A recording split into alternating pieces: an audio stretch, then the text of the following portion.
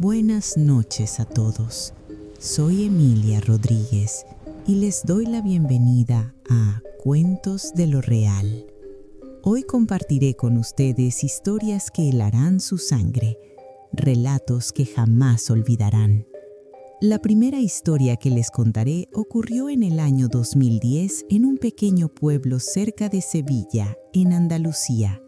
Esta es la historia de un joven empresario llamado Diego Martínez y una noche que cambiaría su vida para siempre.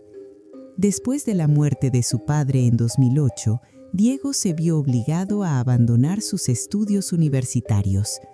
Toda la carga familiar cayó sobre sus hombros. Su padre tenía un negocio de importación. Traía mercancía desde Portugal y la vendía en España. Diego tenía conexiones en la frontera de Badajoz.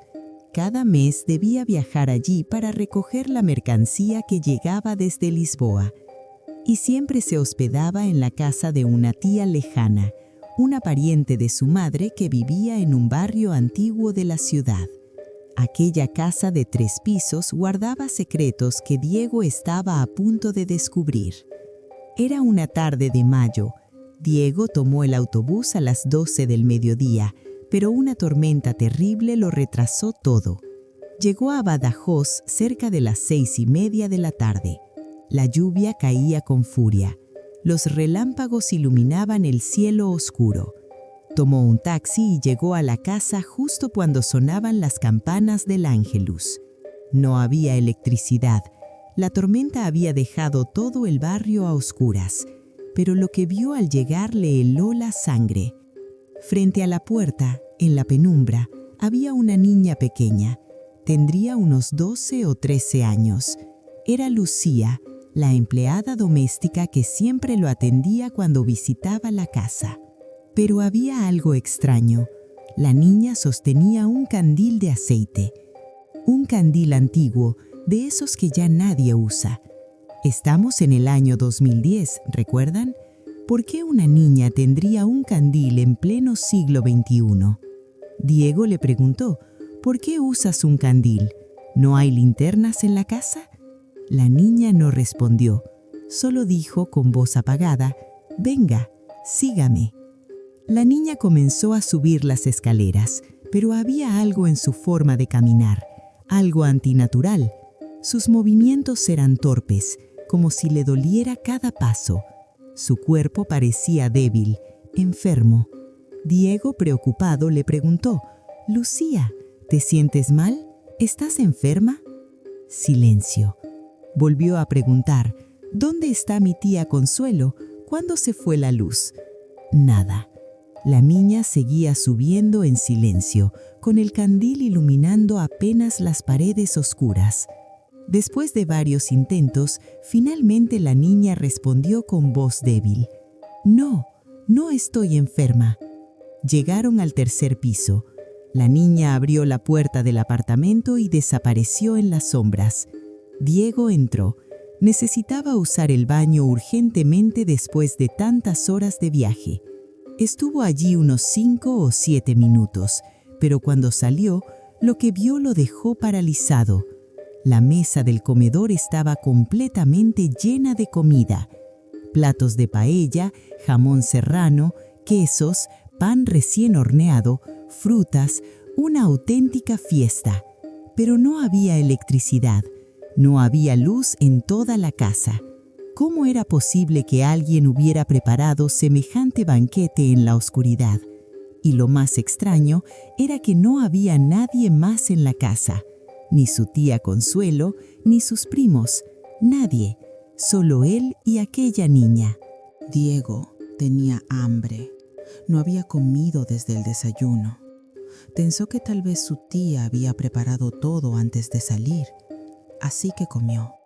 Comió casi todo lo que había en la mesa. Después, exhausto por el viaje, decidió descansar un poco. Su plan era dormir 1 hora y luego ir al almacén a revisar la mercancía que había llegado desde Portugal. Se acostó cerca de las 8 de la noche, pero cuando despertó, eran las 9 de la noche. Se levantó de la cama y miró hacia la mesa. Los platos de comida seguían allí, exactamente como los había dejado. Bajó al segundo piso y tocó la puerta de su tía. Nadie respondió. Bajó al primer piso. El inquilino que alquilaba el almacén lo reconoció. Diego le dijo que iba a revisar la mercancía y salió hacia el depósito. Pasó 2 horas revisando cajas, facturas, contando productos. Regresó a la casa exactamente a las 10 de la noche. Volvió a tocar la puerta del segundo piso. Nada. Nadie respondió. Subió nuevamente al tercer piso, confundido y cansado, y entonces lo vio de nuevo. La mesa estaba completamente servida otra vez, comida fresca, platos nuevos, como si alguien acabara de prepararlo todo.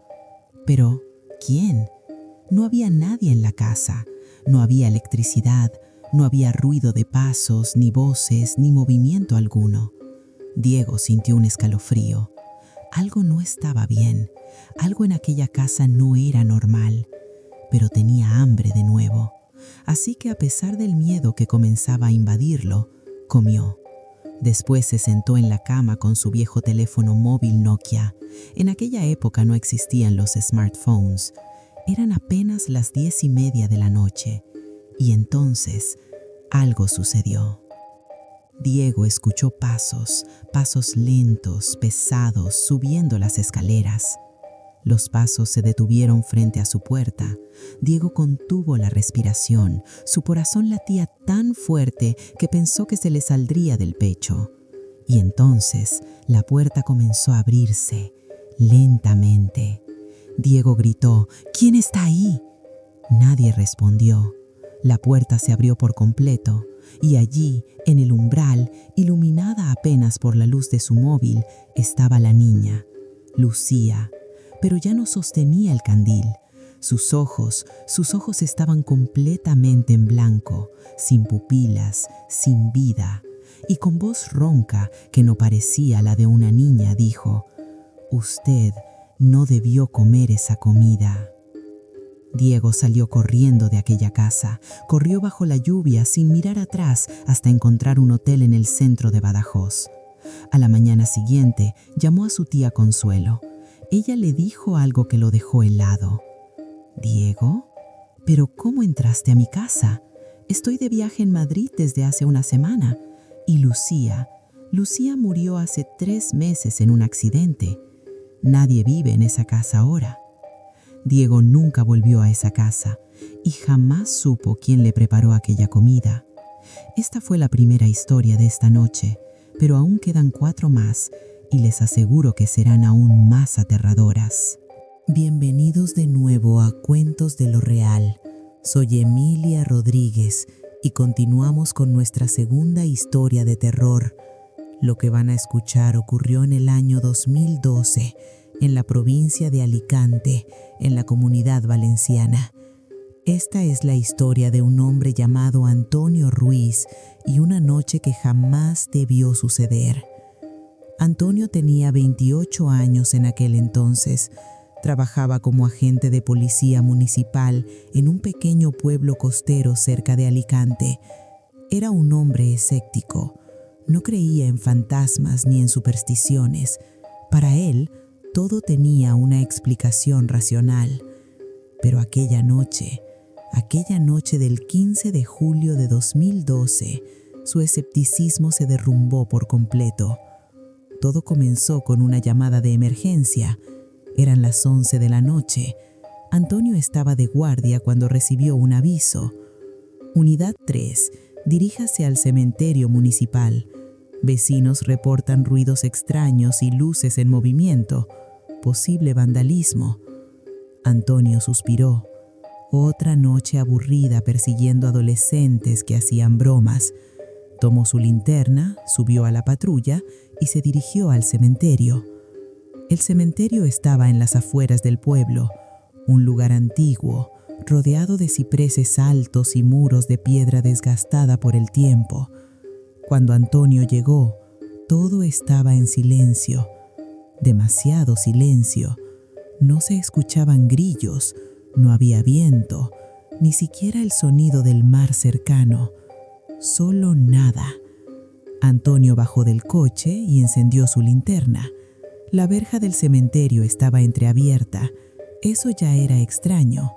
Entró despacio. La linterna iluminaba las lápidas antiguas, cubiertas de musgo y flores marchitas. Caminó entre las tumbas, revisando cada rincón. Nada.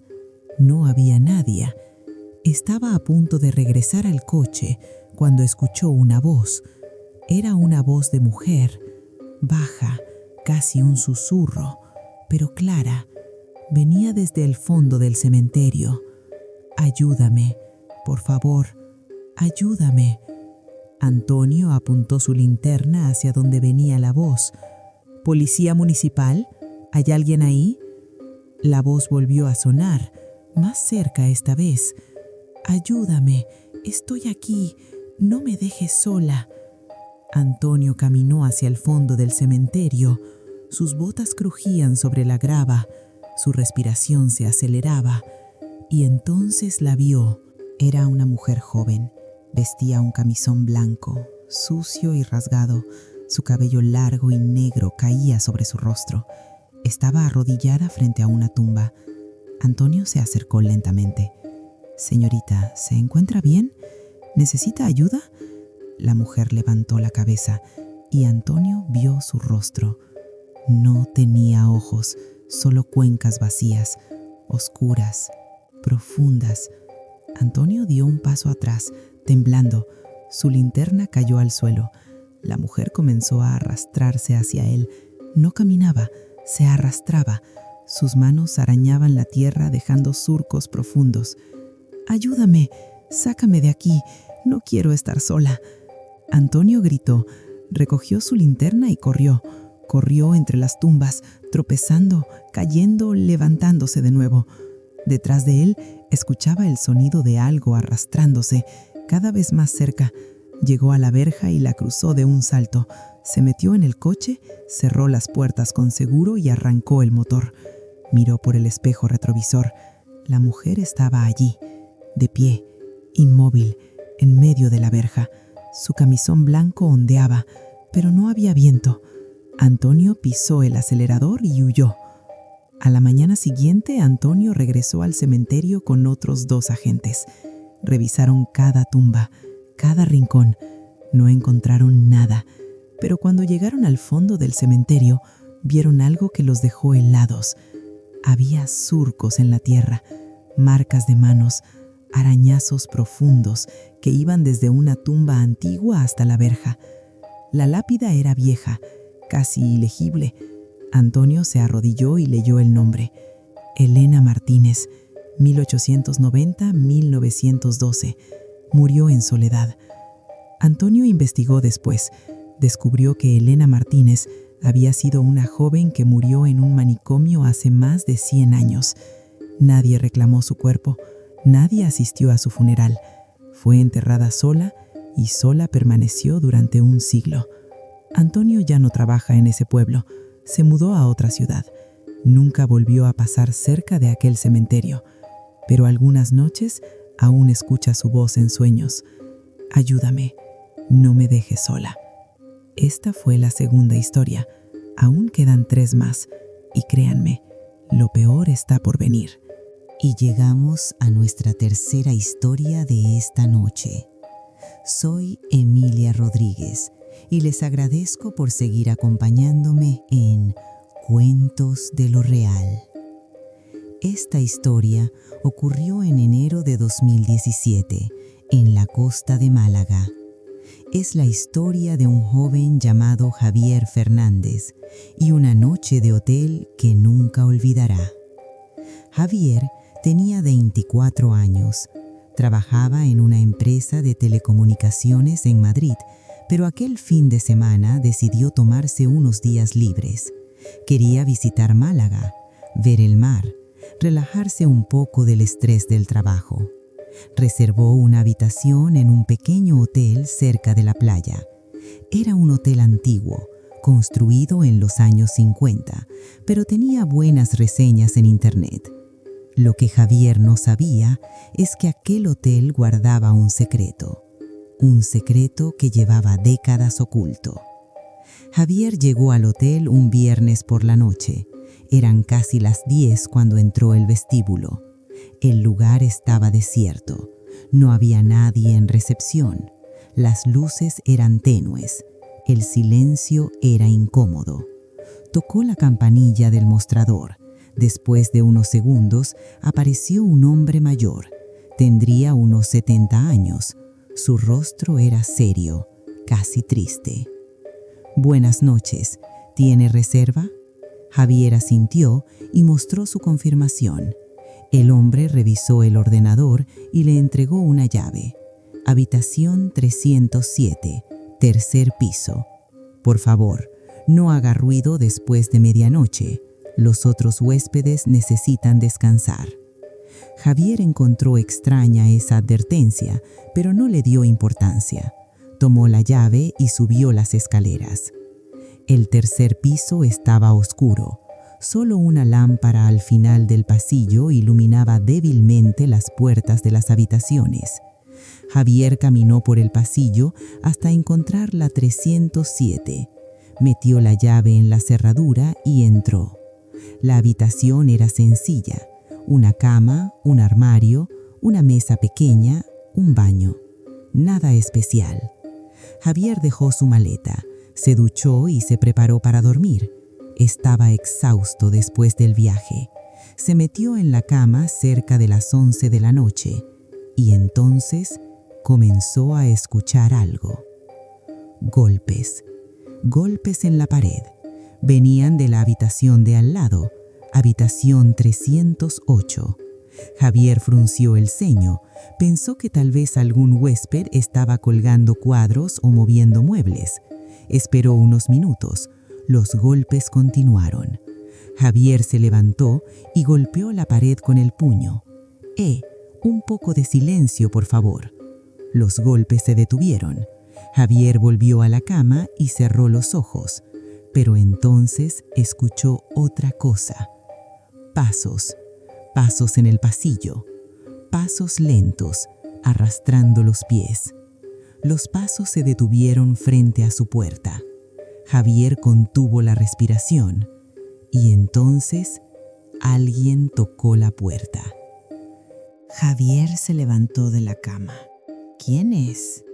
Nadie respondió. Volvieron a tocar. Javier se acercó a la puerta y miró por la mirilla. No había nadie. El pasillo estaba vacío. Abrió la puerta lentamente. Asomó la cabeza. Miró a ambos lados. Nada. Ni un alma. Pero entonces notó algo. La puerta de la habitación 308 estaba entreabierta y desde dentro salía una luz parpadeante, azul, fría. Javier, impulsado por la curiosidad, se acercó. Empujó la puerta despacio y lo que vio lo dejó paralizado. La habitación estaba vacía. No había muebles, no había cama, solo paredes desnudas y polvo. Pero en el centro de la habitación había una niña. Tendría unos 7 u 8 años. Vestía un vestido blanco antiguo. Su cabello negro le cubría el rostro. Estaba jugando. Jugaba con una pelota. La lanzaba contra la pared. La pelota rebotaba. Volvía a sus manos.